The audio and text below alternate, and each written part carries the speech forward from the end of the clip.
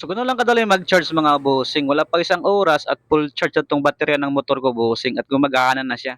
Ito mga boss, may problema tayo dito kasi itong the Click 125 natin ayaw na mag-start. Kasi naiwan yung susi kagabi, magdamag tong naiwan naka-on.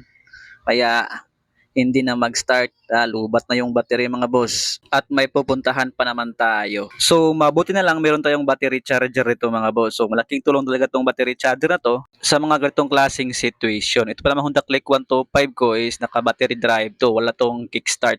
Hindi to under mga boss kung walang baterya. So tara mga boss, charge natin itong baterya ng Honda Click 125 ko. Ito mga boss, naka-charge na yung ating battery mga boss. So kagandahan nito mga boss ay pwede siya sa motorcycle and pwede rin siya sa mga kotse mga boss. At meron siyang switch dito boss for manual charging and automatic charging.